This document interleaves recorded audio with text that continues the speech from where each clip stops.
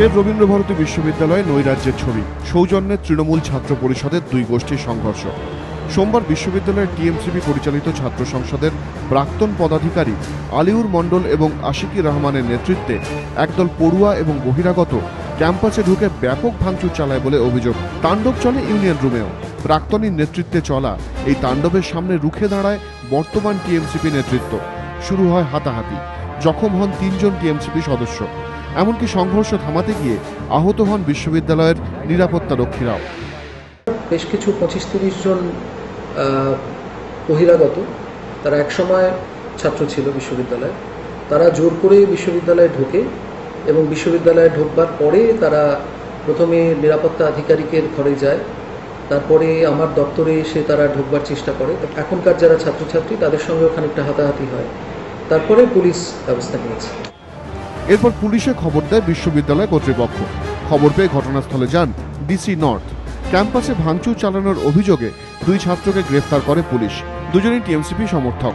আটক করা হয় আরও 4 পড়ুয়াকে। এর আগে উপাচার্যের ঘরে ভাঙচুর করার অভিযোগে হাজতবাস করেছেন এই ঘটনায় অন্যতম অভিযুক্ত আলিউর মণ্ডল। এদিনের ঘটনা সম্পর্কে শিক্ষামন্ত্রীকে বিস্তারিত জানিয়েছেন উপাচার্য। কিন্তু কেন এভাবে বারবার রাজনীতির কষাঘাতে কলঙ্কিত হতে হচ্ছে রবীন্দ্র নামাঙ্কিত এই বিশ্ববিদ্যালয়কে? রাজনৈতিক মহল বলছে, এই বিশ্ববিদ্যালয়ে বরাবরই সক্রিয় তৃণমূলের 2 গোষ্ঠী। এর আগে ছাত্র সংসদ ছিল এক গোষ্ঠীর দখলে, এখন তারা ক্ষমতাচ্যুত। কিন্তু বারবারই জোর করে ক্যাম্পাসে ঢুকতে চায় টিএমসিপির এই গোষ্ঠীর লোকজন। অন্য গোষ্ঠী বর্তমানে যাদের দখলে ছাত্র সংসদ, তারা বাধা দিলে দুপক্ষের মধ্যে সংঘর্ষ বাধে। যদিও গোষ্ঠী কোন্দলের অভিযোগ খারিজ করে দিয়েছে তৃণমূল।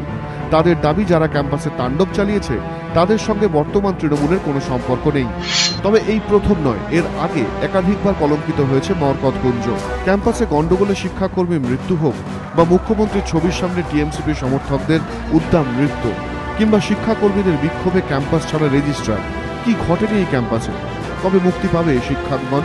কবে শান্তি ফিরবে মরকতকুঞ্জে? প্রশ্ন উদ্বিগ্ন শিক্ষা মহলে।